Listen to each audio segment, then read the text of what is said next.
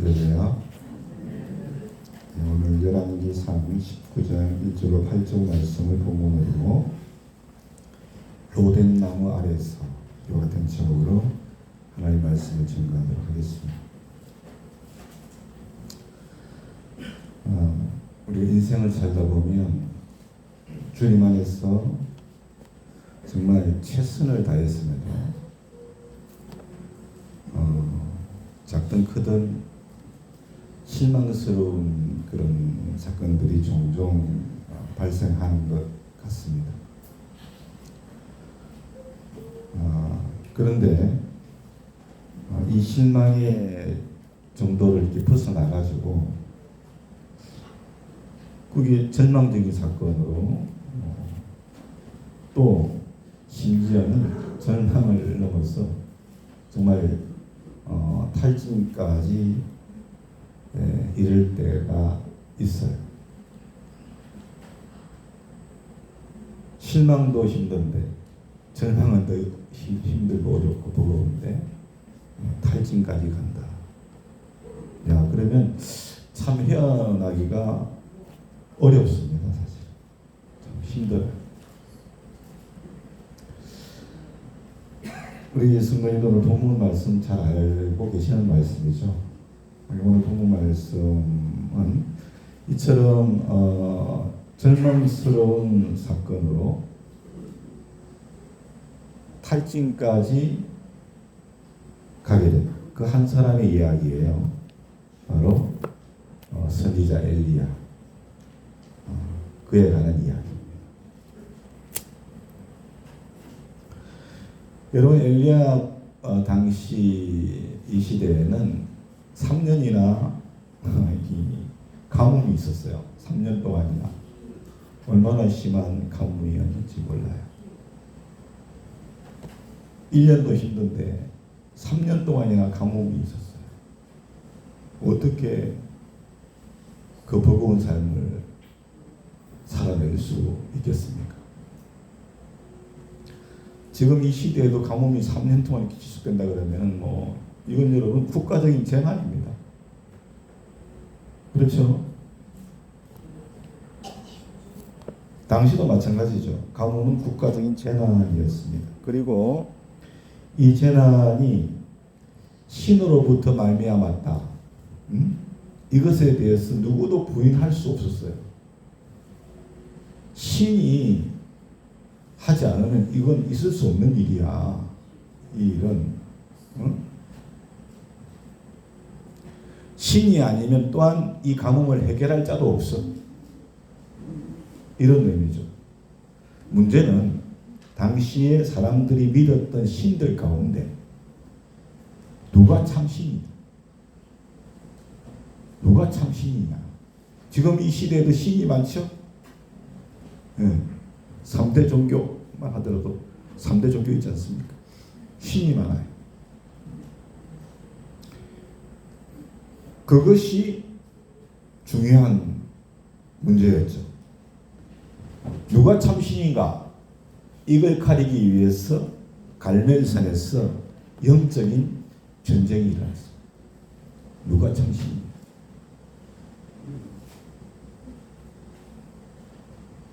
사랑하는 여러분, 우주 만물을 다 다스리시는 분이 참 하나님이신 줄로 믿습니다. 그 다스리시는 분이 우주 만물을 창조하시는 분이에요. 네? 갈멜산에서 영적인 전투가 시작이 되었는데 결국에는 여호와의 선지자 엘리야와 바알과 아세라의 선지자 850명이 영적인 전투를 벌였잖아요. 1대 850. 1대 850이요. 게임이 안 되는 그런 영적인 전투였어요. 근데 여러분, 그 전투의 결과는 엘리야의 승리로 끝난 줄로 믿습니다. 엘리야의 승리로 끝났습니다. 한 사람이 850명 상대로 이긴 것입니다. 그러므로 엘리야가 믿은 여호와 하나님이 참 신이다. 이게 만천하에 다 드러나게 된 거예요. 만천하에. 여러분이 만약에 당시에 엘리야였다면 어떠했겠습니까? 마음이. 야, 이제 만천하에 여호와 하나님이 참 하나님으로 선포되었으니 이제는 하나님께서 영광 받으시면 될 일만 남았다. 그죠? 모든 우상을 숭배하는 일이 다 하나님께로 돌아올 것이다. 이렇게 생각했을 수 있지 않겠습니까? 뭐 신실한 하나님의 사람이었으니까 모든 영광을 하나님께 돌려드리겠죠. 자기가 교만해지지는 않았을 거라고 저는 생각하는데 아마도 말씀드린 대로 하나님이 더 큰 놀라운 일을 행하실 것이다. 이렇게 생각을 했을 거라고 생각이 되어져요. 그런데 여러분 성경을 읽어보니까 오늘 본문에 이게 웬일입니까? 이게 웬일입니까? 회개하고 하나님께로 돌아올 줄 알았던 아합 왕, 아합 왕은 물론이고 아합 왕의 아내가 누굽니까? 이름이 동자 아니죠? 이세벨이었어요. 이세벨이 도리어 바알과 아세라 선지자를 죽인 보복을 하겠다면서 엘리야에게 사신을 보내가지고 위협을 하는 거예요. 위협을. 예? 정반대의 일이 일어난 거야. 정반대의 사건이 발생을 했어. 죽음의 상황에 처해진 거예요. 여러분 호랑이보다 더 무서운 게 뭔지 아시죠? 뭡니까? 호랑이 할아버지? 권력을 가진 사람. 호랑이보다 더 무서워요. 가정 여호와라 이런 한자가 있잖아요. 정치하는 사람들이 호랑이보다 더 무서워요. 진짜. 호랑이가 지금 무서운 줄 알았는데 그게 아니에요. 그 호랑이보다 더 무서운 권력을 가진 이가 죽이려고 하니까 이 죽은 거나 마찬가지예요. 엘리야가 얼마나 낙심을 했는지 광야로 광야로 외로운 피난길을 떠났어요. 그게 오늘 2절이에요. 이세벨이 사신을 엘리야에게 보내어 이르되 내가 내일 죽인대. 내일 이맘때에 반드시 내 생명을 저 사람들 중 850명의 바알과 아세라 선지자 그 사람들을 중 한 사람의 생명과 같게 하리라. 그렇게 하지 아니하면 신들이 내게 권리의 포를 내림이 마땅하니라 하니라. 종을 통해서 그걸 전달을 한 거야. 엘리야한테.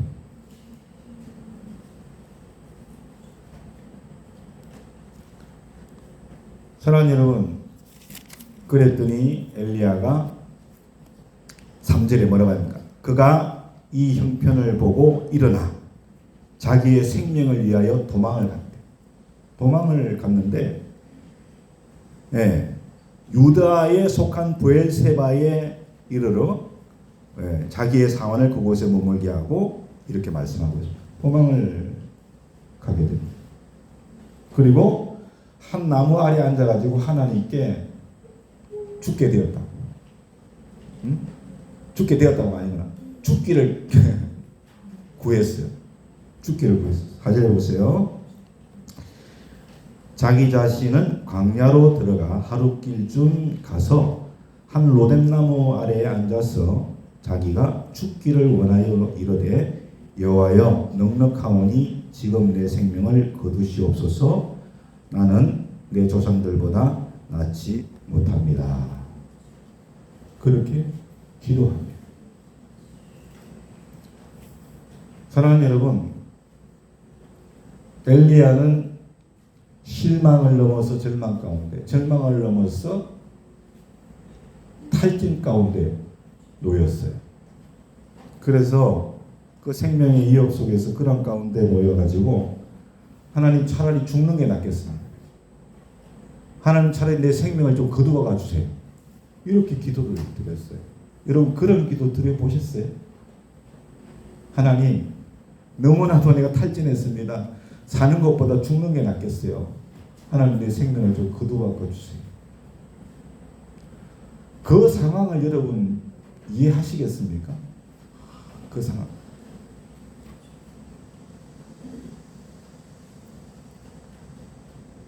그 상황이 아니면 이해하기가 어려울 수 있다고 생각이 되어지는데 얼마나 정말 절망했으면 그렇게 더 이상 뭐 피할 곳이 없는 상황 죽기를 구했습니다.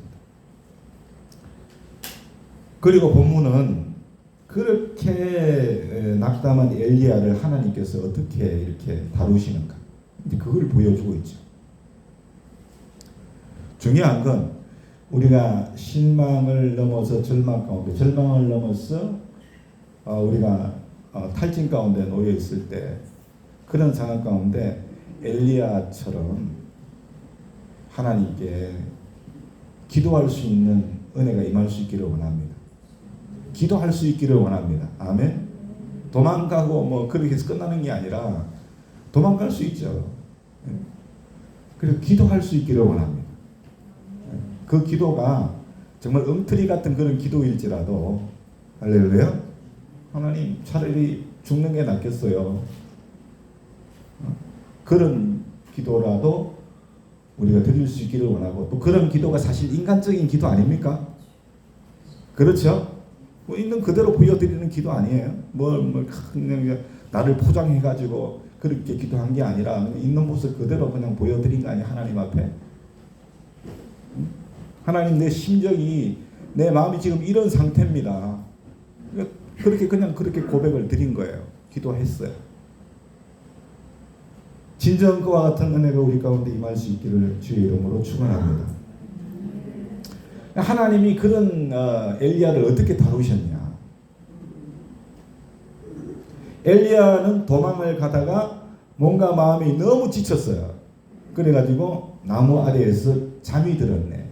깊이 잠이 들었다고 그랬어요.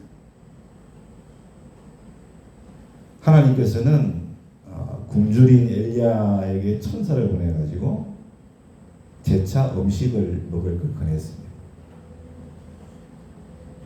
구운 떡과 물 한 병을 통해서 재차 먹을 것을 권했습니다. 먹으라고. 그리고 재차 엘리야에게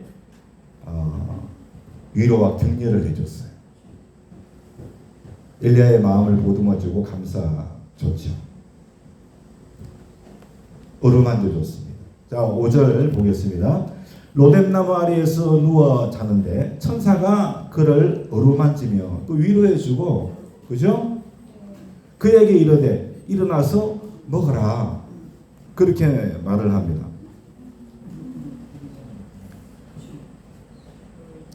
7절에도 여호와의 천사가 또 다시 와서 재차 또 위로해줍니다. 어루만지며 일어나 먹어라. 내 갈 길을 다 가지 못할까 하노라. 이 말씀 반대로 뭐예요? 내가 일어나 먹으면 내가 갈 길을 다 가게 된다는 거예요. 그렇죠? 사명을 끝낼 수 있다라고 격려해 주시는 거였죠.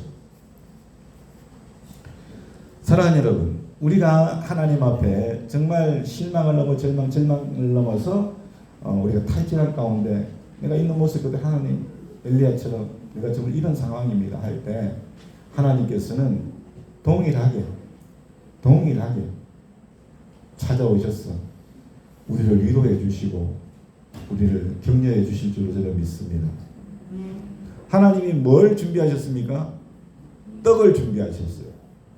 여러분, 탈진한 가운데 있을수록 음식을 잘 드시길 바랍니다. 물을 잘 드시기 바랍니다. 이게 중요한 거예요. 식음을 전폐하면 안 돼. 여러분들이 힘들고 어려워도 마음이 되면은 음식도 먹기가 좀 싫어지죠, 그죠? 그러시면 그럼에도 불구하고 음식을 꼭꼭 씹어서 꼭 드십시오. 드시고 물도 목마르지 않아도 따뜻한 물을 드시고, 오늘 성경 말씀 그대로 제가 말씀드려요. 영적인 의미로는 여러분들이 하나님 말씀을 읽으셔야 돼요. 할렐루야. 탈진 가운데서 말씀을 통하여 또 물은 뭐예요? 성령, 생수, 할렐루야. 성령 충만한 가운데 우리 주님께서 이끌어 주실 줄로 믿습니다. 그 은혜를 또 우리가 사모해야 되는 거예요. 말씀을 읽고 성령의 충만한 가운데 나아갈 수 있도록. 믿으십니까? 그럼 하나님의 위로가 임하는 거예요. 하나님의 격려를 우리가 받게 될 줄로 믿습니다. 야, 이게 정말 힘들거든요. 쉽지 않거든요. 우리가 여러분 참 힘든 상황 가운데 식음을 전폐하는 사람에게 야, 너 그러면 안 돼. 음식 좀 이거라도 먹고 힘을 내야 돼. 그게 여러분 말처럼 쉬운가요? 쉽지 않거든요. 입장 바꿔놓으면 힘들단 말이에요. 그게 잘 안 돼. 그 가운데 여러분 우리가 말씀을 가까이 하고 성령의 그 임재 가운데 나아가기를 힘드는 그게 쉽지가 않아요. 그럼에도 불구하고 우리는 그 일을 해야 될 줄로 믿습니다. 그럼에도 불구하고.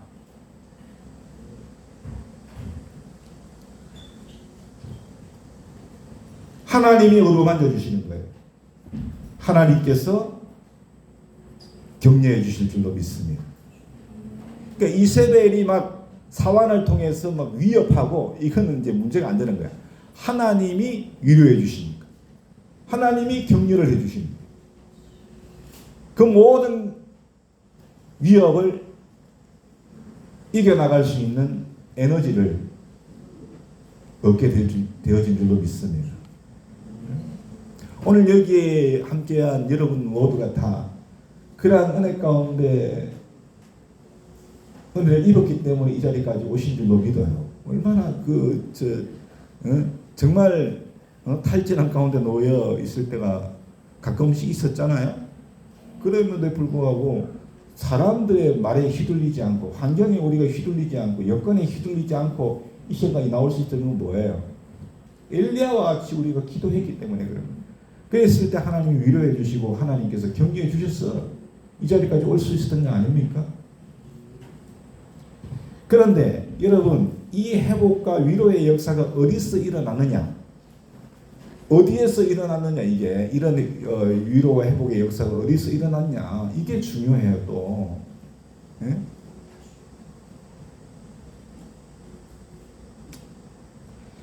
사랑하는 여러분, 세상 사람들은 어디서 위로를 얻으려고 합니까? 힘들 때.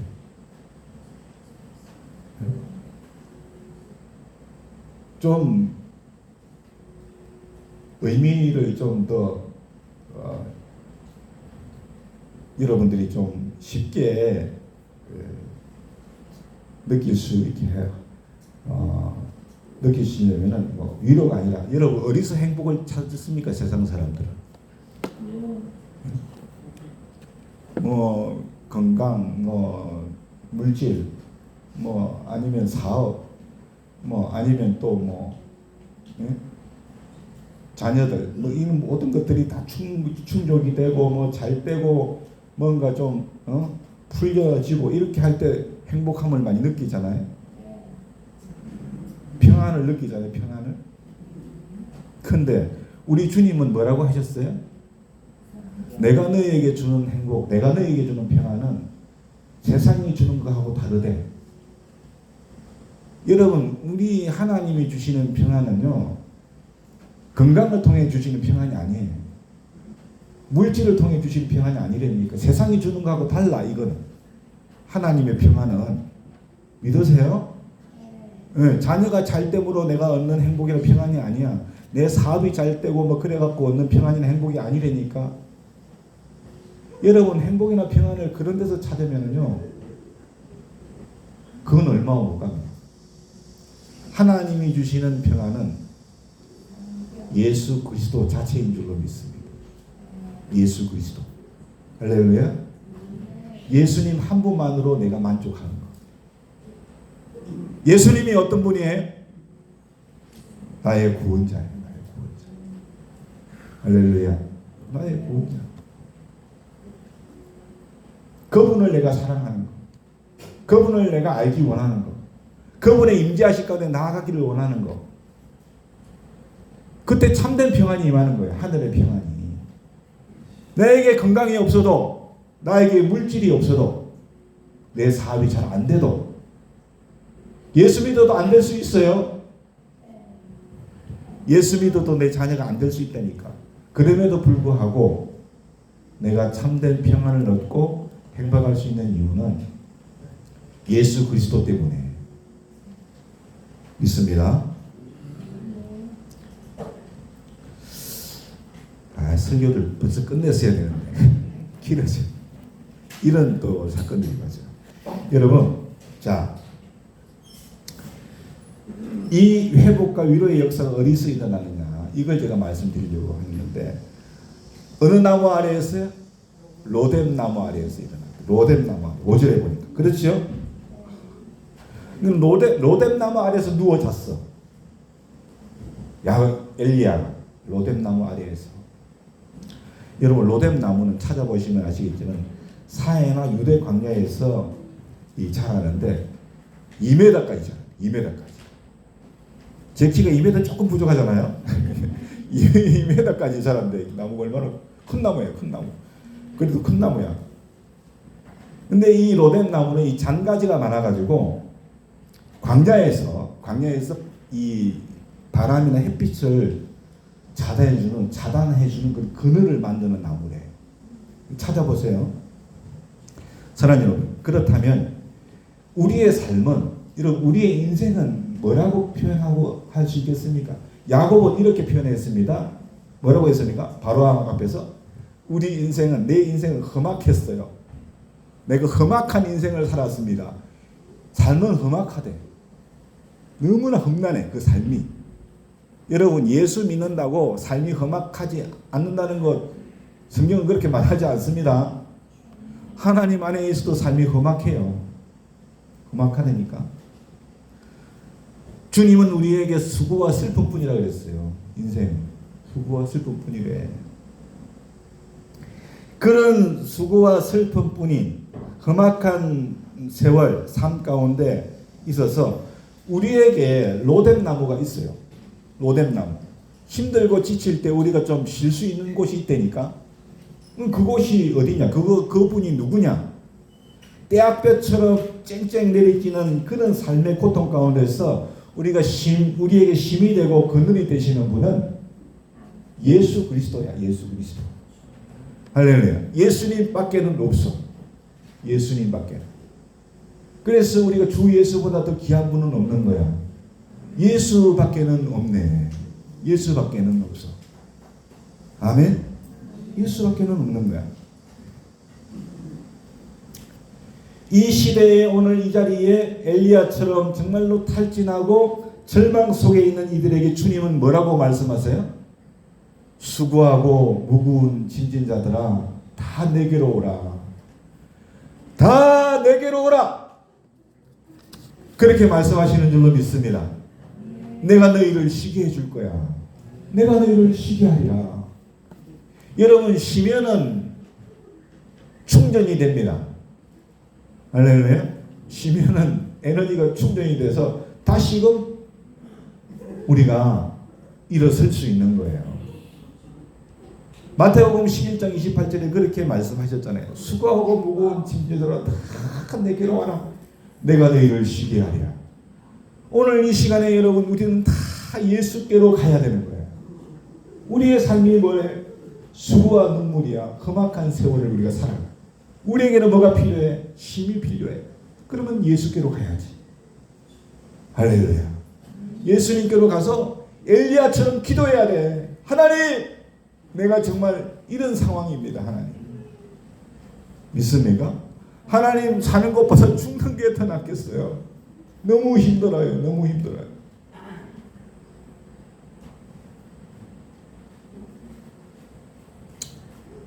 주님께서 말씀하실 거예요. 떡을 먹어라. 물을 마셔라. 할렐루야. 그리고 주님이 우리를 어루만져 주실 거예요. 내가 너와 함께 한다고. 있습니까? 네? 찬송가 415장을 보면 십자가 그늘 아래라는 찬송이 있는데 가사를 보면 십자가 그늘 아래 나 쉬기 원하네. 주 십자가의 그늘에 내 쉴 곳 찾았네. 그렇게 찬양하고 있잖아요. 인생의 광야를 걸으면서 지치고 힘들 때 우리가 엘리야처럼 있는 모습 그대로 주님께 나아가기를 원합니다. 예? 그때 주님께서는 우리의 그늘이 되어주실 줄로 믿습니다. 할렐루야. 우리에게 쉼과 안식과 회복을 주실 줄로 믿습니다. 뭘로? 말씀과 성령의 충만함으로. 예수 그리스도로. 할렐루야. 예수가 참 소망이구나. 이걸 깨닫게 해주신 줄로 믿으시기 바랍니다. 네, 제가 글을 읽어보니까 제주도에 가면 서귀포시가 있대요. 가보셨어요? 서귀포시? 서귀포시에서 식당을 운영하는 분이 한 분이 계신데 그분이 한 분 목사님에게 이런 고백을 했다는 거예요. 글을 읽어보니까 뭔 고백을 했냐? 목사님, 저는 재물의 복은 받은 것 같아요. 물질의 복은 받았다. 자기가 물질의 복은 받았는지 몰라도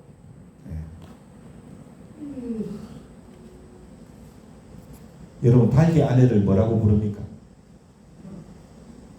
달기 아내를 뭐라고 부릅니까? 닥쳐.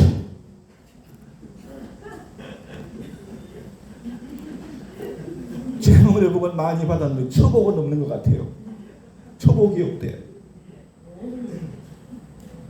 32살에 이혼을 했대요. 32살에 이혼을 하고 40에 재혼을 해서 잘 사는 것 같았는데 아내가 심한 우울증이 걸렸대. 우울증이 와가지고 아이를 임신을 했는데 낙태를 하고 도망을 가버렸대. 진짜 애는 있었던 일이에요.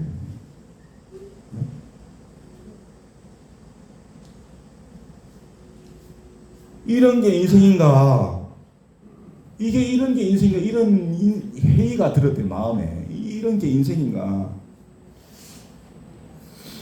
그나마 겨우 유지했던 주일학교 시절에 알량한 그 믿음을 가지고 그때 가까운 교회를 갔대. 가까운 교회를 나갔는데 교회에 가니까 그냥 평안이 막 마음 밀려오더래요. 마음의 평안이 밀려오면서 인생을 맡길 곳은 예수님밖에 없구나. 이걸 깨달았겠다는 거예요. 그 목사님께 그런 말씀을 드렸대요. 그때 이후로 교회 출석을 아주 열심히 잘하고 있다. 제가 그 글을 읽으면서 야, 그분은 삶의 로덴 나무를 찾았구나. 에? 여러분 물질이면 못할 게 뭐 있어요? 이 세상에서 거의 다 하죠. 대부분 다 할 수 있잖아. 물질이 로덴 나무가 아니야. 물질 많다고 아내가 도망가거나 여러분 막 그런 일이 없을 수 없는 게 아니라니까.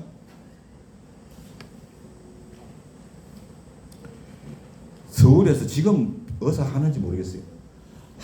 함자로 시작하는 피부과 의사가 있습니다. 잘 나갑니다, 그분이. TV에도 뭐 유튜브에도 나오고.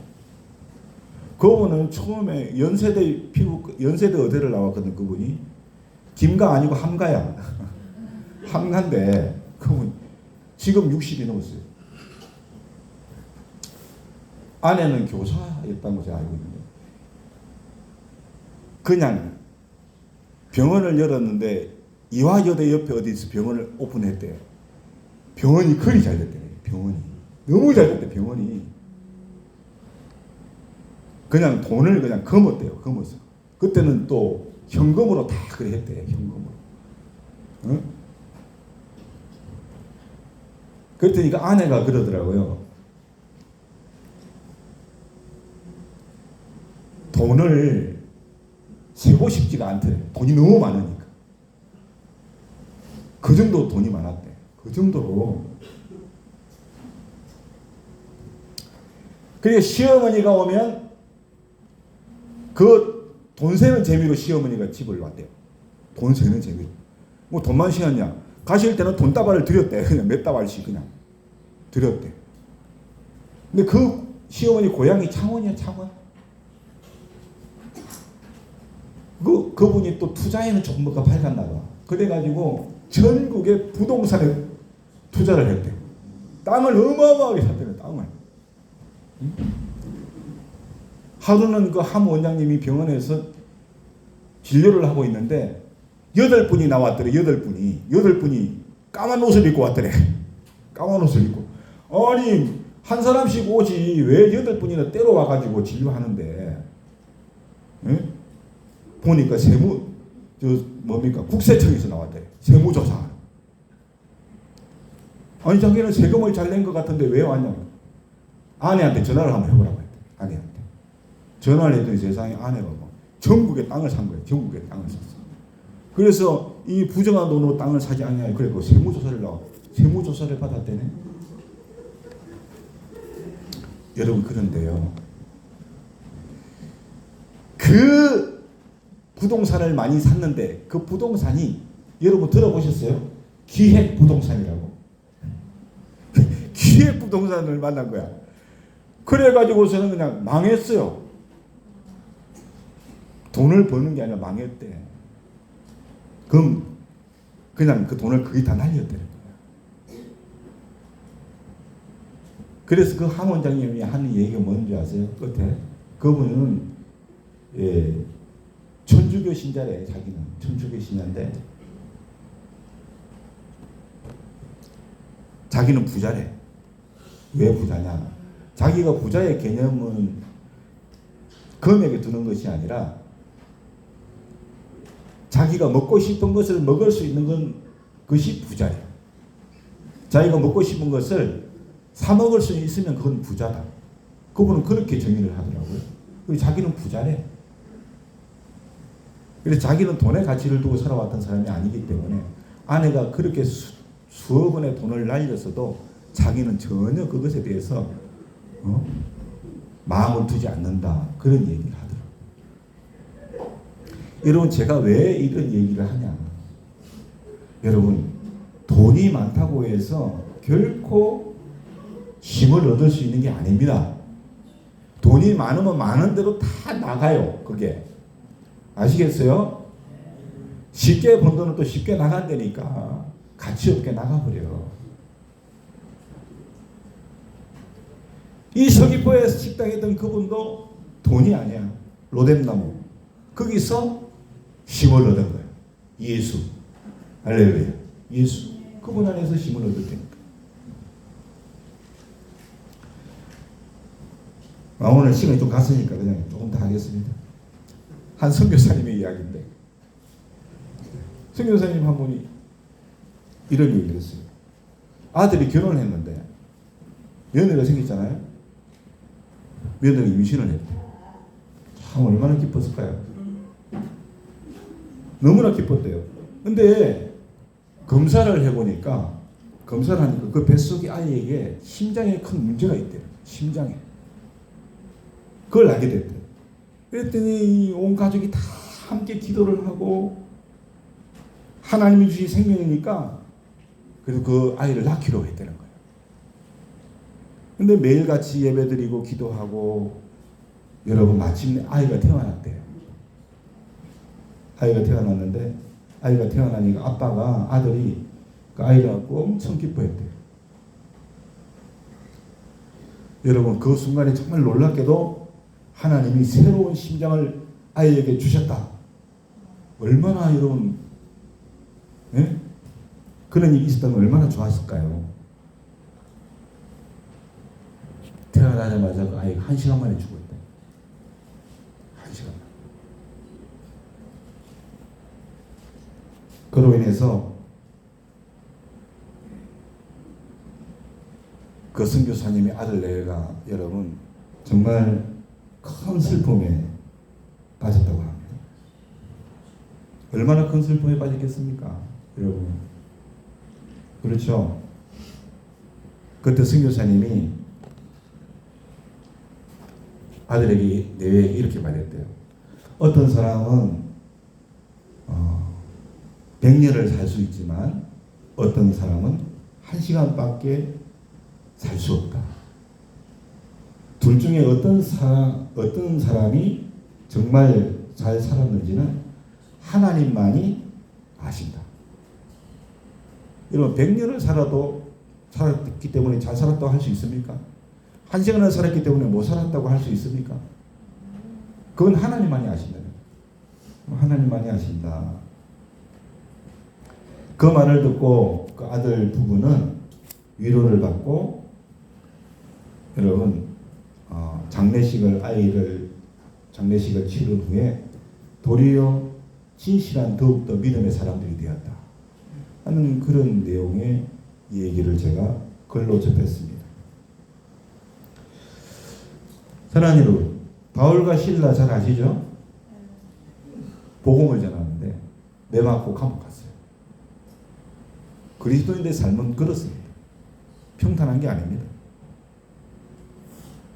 밤중에 그들은 뭐였습니까? 한밤중에 기도하고 찬송을 드렸어요. 그랬더니 큰 지진이 일어나고 옥토가 움직이고 그 간수와 가족들이 다 구원받았죠. 여러분 고난 중에 감사 찬송할 수 있는 2명만 있다 그러면 영적인 지진이 일어납니다. 할렐루야. 아무리 큰 고난이라도 기도하고 찬송할 수 있는 사람 2명만 있다 그래요. 아멘. 하나님은 영적인 지진을 일으키는 분이다. 할렐루야. 그러므로 저는 감히 좀 말씀드리고 싶어요. 인생의 어떤 고난을 우리가 당한다 하더라도 두려워하면 하지 않기를 원해요. 두려워하지 말고 염려하지 말고 원망하거나 단식하지 말고 그건 우리가 다 중단하기를 원합니다. 아멘. 다 중단하고 하나님 앞에 우리가 찬송하고 엘리야처럼 기도하기 원합니다. 바울과 실라처럼. 할렐루야. 성경을 읽어보면 저는 그렇게 생각해요. 하나님께서 야 충효야 삶은 쉬운 거야. 저한테 그렇게 말씀하신 거예요. 삶은 쉽다고 하는 것 같아요. 성경을 읽어봐. 그런데 저는 이해가 잘 안 돼. 어떻게 삶이 쉽다고 말씀하시는가? 곰곰이 생각해보면 하나님 말씀이 옳은 것 같아요. 왜냐? 주님이 어디로 인도하시는지 나는 따라가면 되니까. 이거보다 쉬운 게 어디 있어요? 그렇죠? 얼마나 쉬운 일입니까? 요즘은 내비게이션이 있어가지고 길을 찾는 게 그렇게 어려운 건 아닌데 옛날에는 없었어요. 그러면 어떻게 했냐? 저같이 길치인 사람은 잘 아는 사람 차를 따라가야 돼요. 그런 적이 많이 있습니다. 근데 따라가는 것보다 쉬운 게 없더라고요. 그죠? 따라만 가면 되니까. 내가 길을 몰라도 목적지에 도착을 하더라고요. 그래서 고난 중에도 우리가 노래하게 되는 줄로 믿습니다. 따라가게 되니까 주님만 따라가면 되니까 고난 중에도 찬송할 수 있는 거예요. 고난 중에도 기도할 수 있는 줄로 믿습니다. 아멘. 함께 하시는 하나님만 우리가 바라보면 그런 은혜가 우리 가운데 부어질 줄로 믿습니다. 이처럼 십자가 그늘 밑에 인생의 무거운 짐을 내려놓을 때 주님은 우리를 회복시켜 주십니다. 삶의 고통과 좌절이 엄습해 올 때면 우리가 로뎀나무인 예수 그리스도께로 나갈 수 있기를 소원합니다. 할렐루야. 우리는 불안 그리고 불확실한 이 시대를 살고 있잖아요. 이때 로뎀나무에서 회복시키시는 하나님의 은혜를 다시 한번 경험함으로 승리하는 우리 성도님들이 다 되실 수 있기를 예수님 이름으로 축원합니다. 할렐루야. 새 힘을 얻게 될 거예요. 우리가 가야 할 그곳까지 넉넉히 갈 수 있는 은혜를 우리 주님께서 허락해 주실 것을 확실히 믿습니다. 한 주간 동안 로뎀나무 아래에서 예수 그리스도 아래에서 세임 얻는 온 교회가 되기를 다시 한번 예수님의 이름으로 축원합니다. 우리 교회 찬양집 48장을 드리겠습니다.